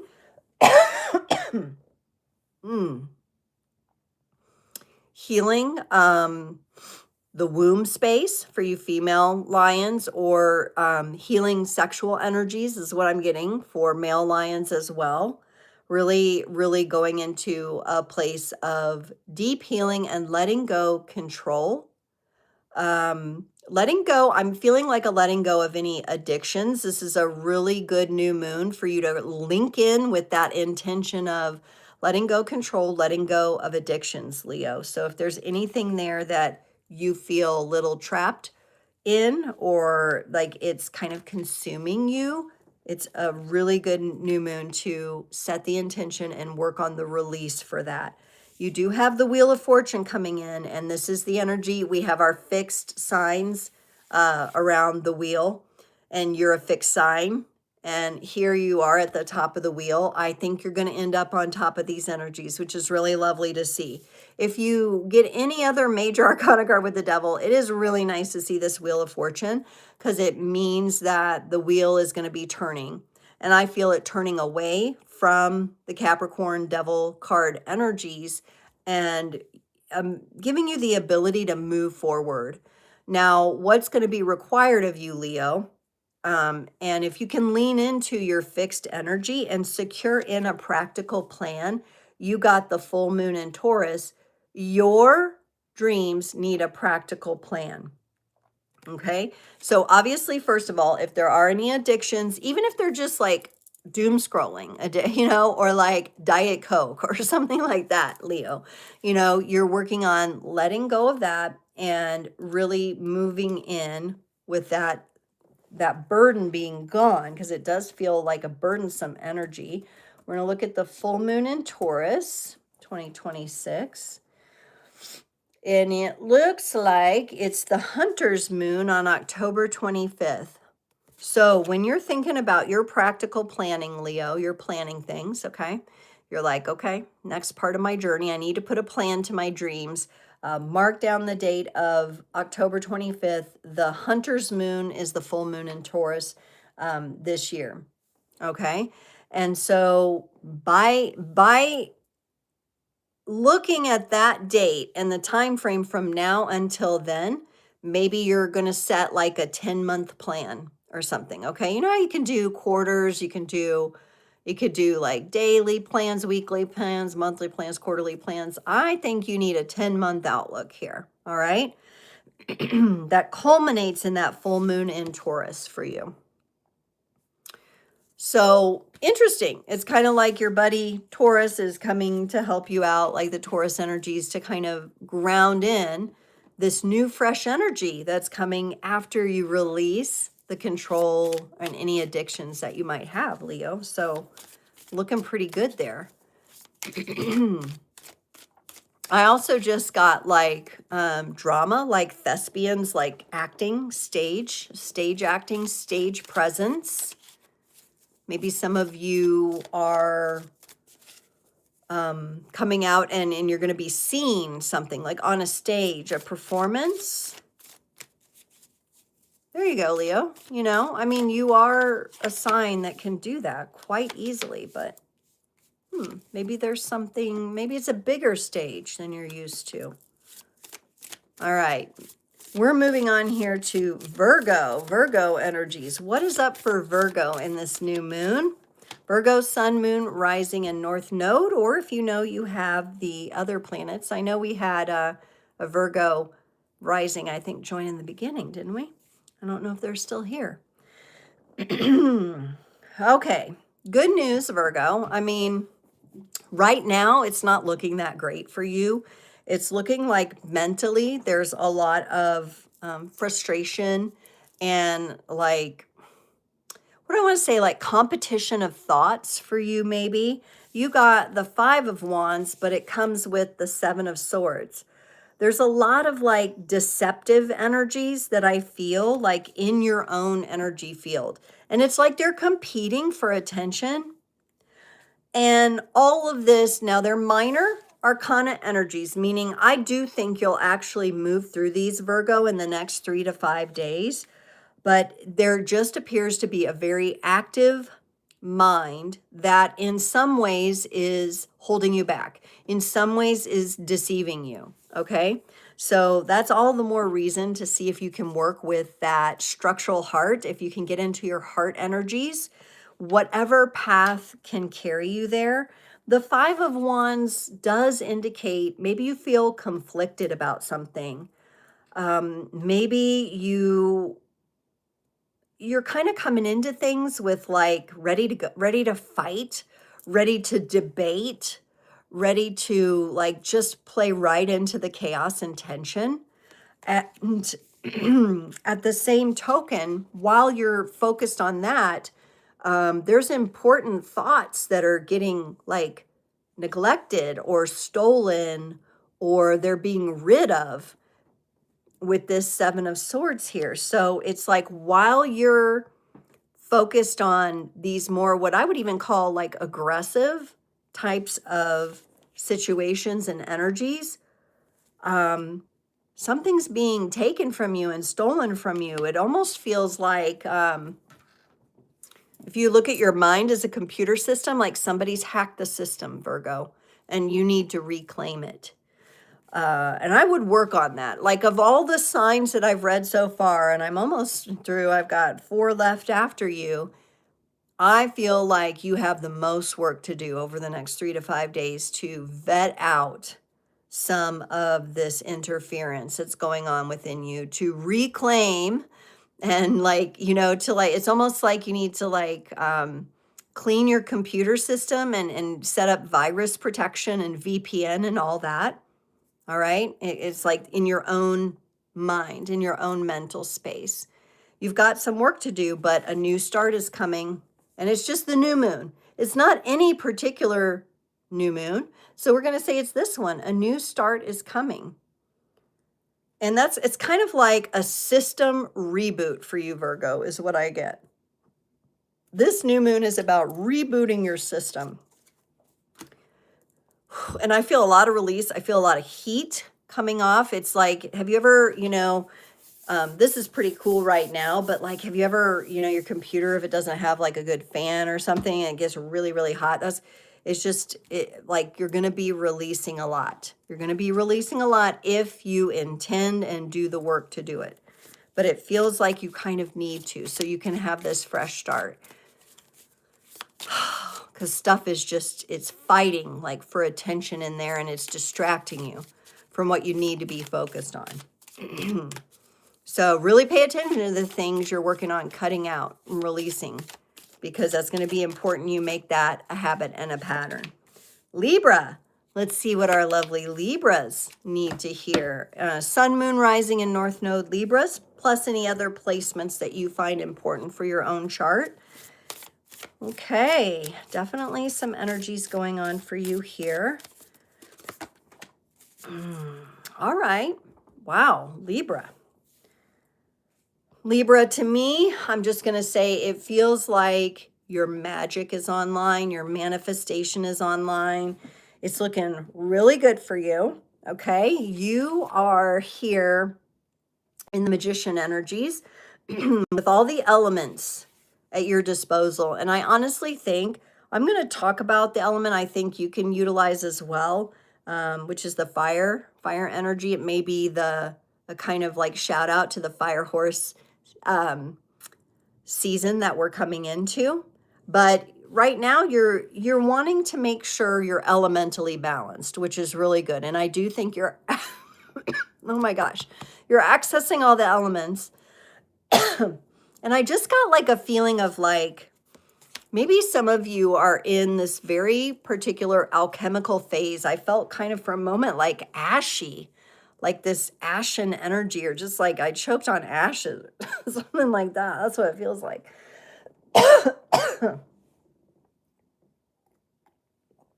I would definitely be careful around smoke and smoky energies. There might be some interference for some of you there. The air quality is coming in for you, Libra, but you are accessing all the elements there. There's something that's being cleared. You're accessing all the elements. I think what you're going to land on coming up through this new moon cycle and carrying on to another point that we'll get to is the fire, okay? Yep, and we have talked about the Phoenix rising from the ashes AM. We've talked about that a lot. So, that may just be that transformational energy that I'm feeling you go through, because here you are and you're like, okay, I'm working with balancing all the elements. I'm a Libra. I like to balance things, but I am going to grab that wand of fire, and I'm going to grab that passion, and I'm going to grab that momentum. Okay. I'm going to take the torch. I'm going to take the baton, and I'm ready to go with this. This is new energy coming in for you.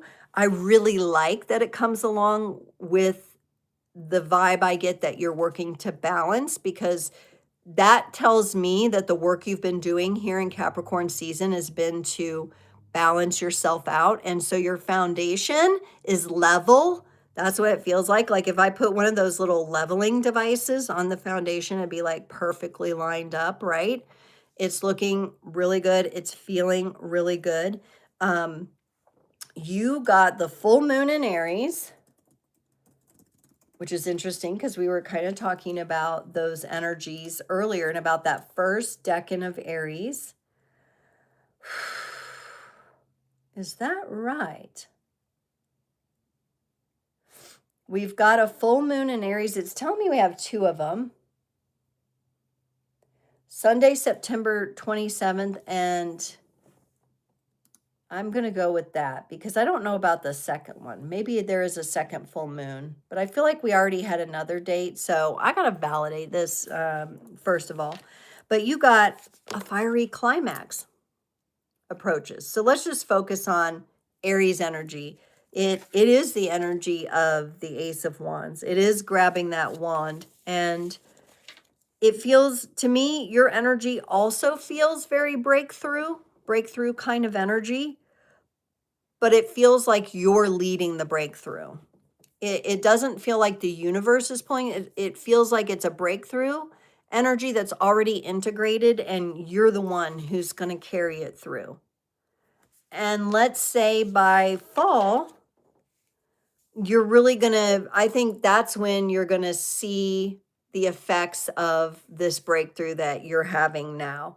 This new moon to you feels, to me, it's like a portal opening. It's like a breakthrough energy. Of course, you have to be willing to grab that wand, right? If you're not grabbing that active energy, if you're not connecting with that, it truly is. It's kind of like when I think about the phoenix rising from the ashes, it's like I'm seeing this phoenix energy with the wings spread, and then like the wand energy is like makes up the body of the phoenix. So maybe you're not only grabbing the wand, maybe you are the wand, Libra. You are the wand. Cool. Cool. Yeah, I just had my own little breakthrough for you there. Like you are the wand. You are the wand of fire. You know that what's that oh, what's that cartoon show where you have the guy that's like the Human Torch, the flame on? That's like you. Flame on, you know. And you're gone and you're out there. So something very powerful is breaking through for you. To me, it feels like it's aligned with your gifts, talents, and abilities, your purpose, how you present yourself, how you relate to others. People may get a version of Libra they don't normally get. Interesting. Yeah, big, Fantastic Four. That's what I was trying to think of. The Fantastic Four, the Human Torch. That's kind of what you feel like. Very interesting energies for this new moon. You know, with the Aquarius air coming in, that's the oxygen, I think, that's really going to light you up. Very, very cool. Very cool. Feels good for you, Libra. Feels good for you. Like, you know, earlier when Zareleth came in, he said grand rising. That's what I feel like. It's a grand rising for you, Libra. This new moon message, these energies for you. Great. Take it. When you get a good one like this, take it. Grab that wand. Be the wand. All right, Scorpio. Let's get the new moon messages for our Scorpio sun, moon, rising, and north node. Energies out there. And I will tell you, Jason and I watched a movie last night. It was, I already forgot what it's called. I don't even know. The Arrival or something like that. Arrival. And in the movie, and this often happens to me when I watch movies, that's why I'm really careful about what I watch, but these aliens like planted these scorpions in this woman's room to like attack her and kill her because she knew too much, right? She knew too much about what was going on.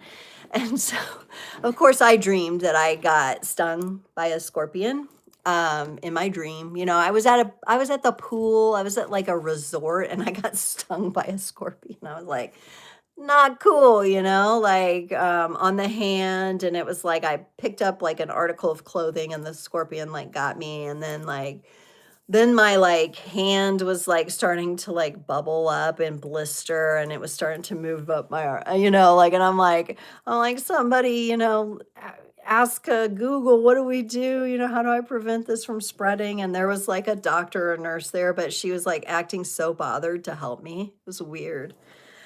Anyway, off the dream interpretation and on to Scorpio here.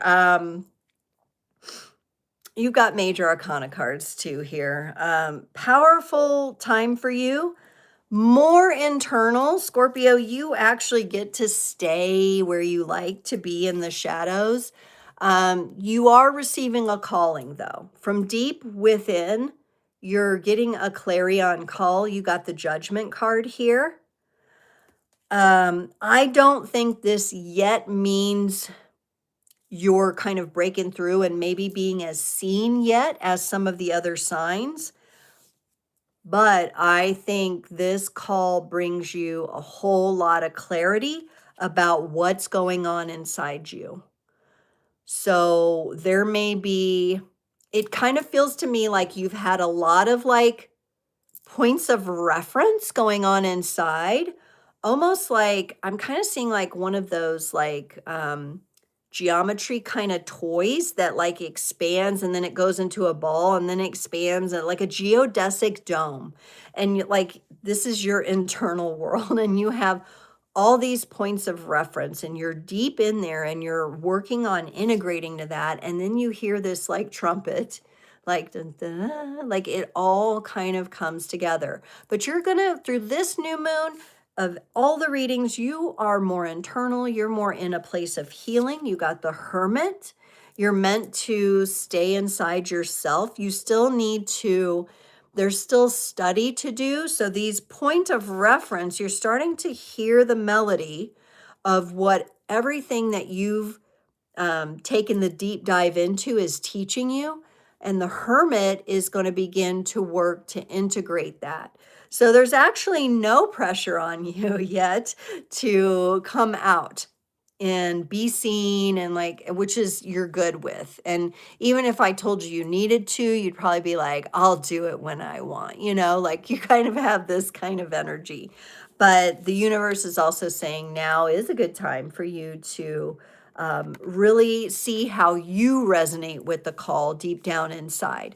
So it's not as much of a time to be seen. When the moon is mostly dark and waning down, you get that moon, the balsamic moon, which I think I talked about. It was either last Frequency Friday or one of the my Astrotarology or something. It all runs together at some point, but it's part of the cycle. It's a time for you to heal. It's a time for you to heal these ways that you've been pulled, all these reference points, all these data points. Some of you may feel like a little thin.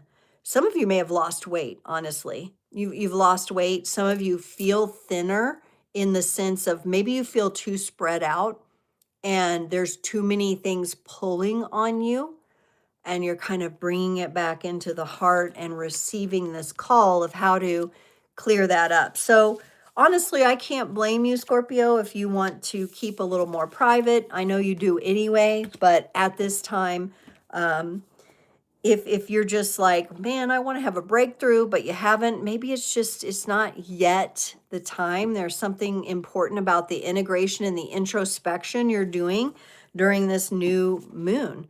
So you actually, unlike Cancer and Taurus, you get to not have the pressure of getting outside your comfort zone. You get to be more in there. And maybe it's to recover like a bit of robustness. Like it's just like you feel thinned out, like, worn out, thinned out, threadbare, that kind of energy. So you're working on that. Maybe you want to work on that before you step out. You've got to get more vitality and a robust feeling.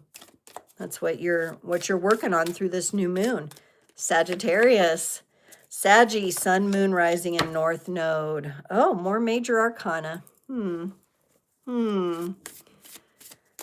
More major arcana for Sagittarius there, but wow, I see you really, really focused on your dreams. You feel ready. but you've got a little work to do on your foundation.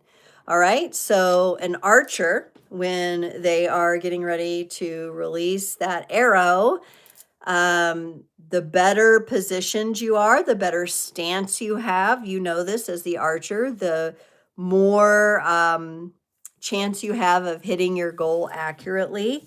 You're definitely focused on a goal or a dream here with the star. And it's definitely important for you to hold that vision during this new moon time here. All right. Coming up is like, this is important. Hold the vision. This also, the star card is connected to the Aquarius energy, Saggy. So to me, this part of the cycle feels a little longer for you. I think it's going to carry in, these energies are going to carry into the Aquarius season a little bit longer than maybe some of the energies I've read for the other signs, okay? But you're to stay focused on your goal while you work on balancing the foundation. We have the Fool energy here. I know you want to, you're ready to grab it, but there are pieces of foundation that still need to set, okay? And you'll see why in a minute with the moon card that I got for you. So when we're in the Fool energy and we want to jump, but there's other energy saying, hold on, let's make sure that you're not going to fall, instead of jump, leap, and fly, okay? Maybe we want to make sure the ground beneath you is steady here. And we see kind of a balancing act going on with this Fool. It gives you an opportunity, Saggy, to mature something within you. And it feels like a curing process, like curing wood, or if you're a woodworker, you make sure that the wood is dry before you seal it or do something with it, right?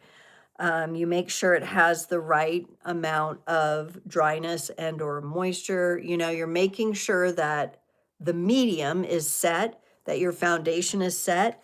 And for you, Saggy, nothing is quite set in stone yet.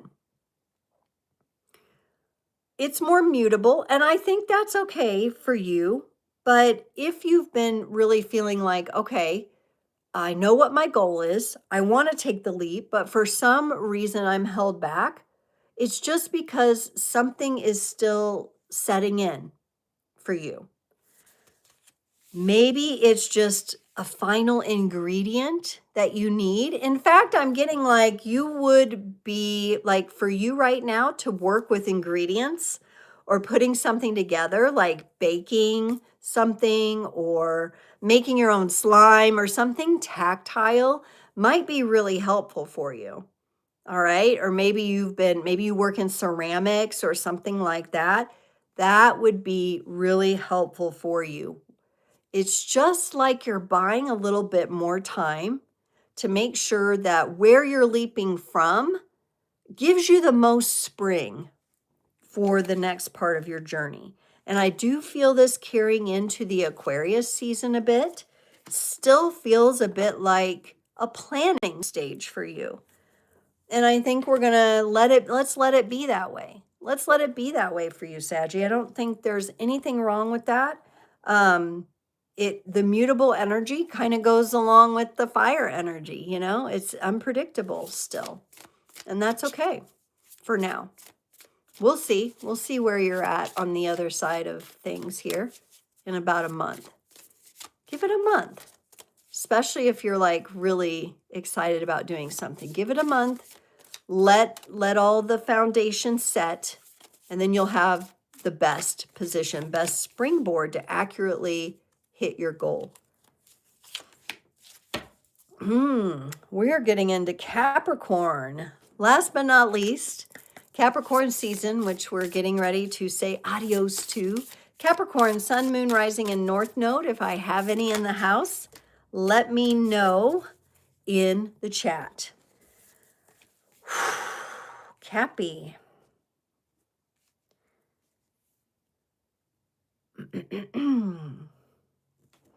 Okay, so Capricorn,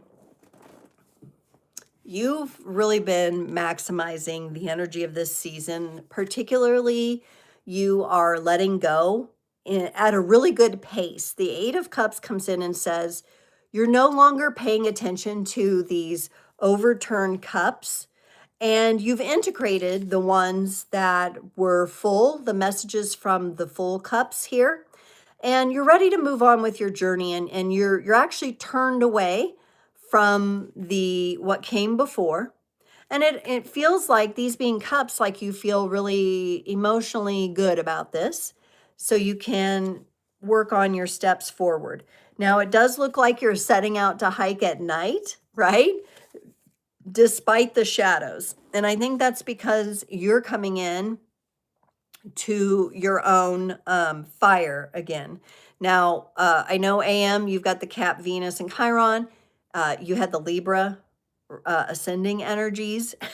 A lot of fire coming up for you in your chart here as far as an element to work with, because our Cappies also get the King of Wands, okay? So we're going from a very watery energy and an energy where things are actually set right for us emotionally.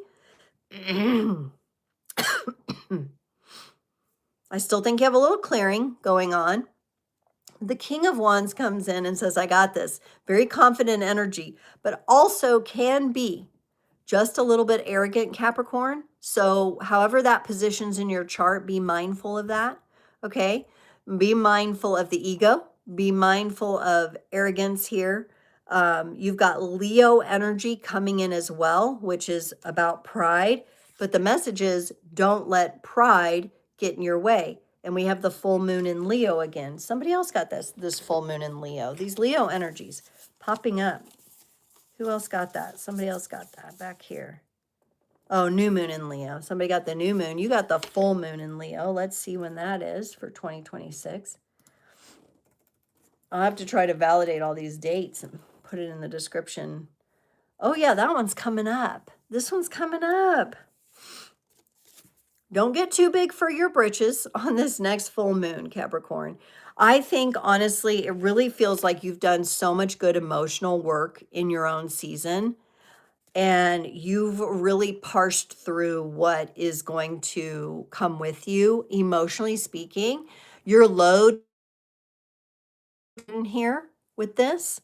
And so it makes sense that you would start to feel real good about that, because you've let go of so much emotional weight that you're like, yeah, I got this. Okay.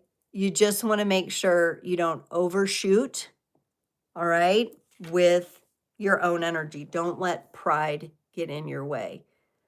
And I think Capricorn, it's about, because your tarot card is the devil card, and that's control. That can be even pride and arrogance. It can be connected to kind of the lower astral energies, right? February 1st. Thank you. Yep. February 1st, full moon in Leo. You can be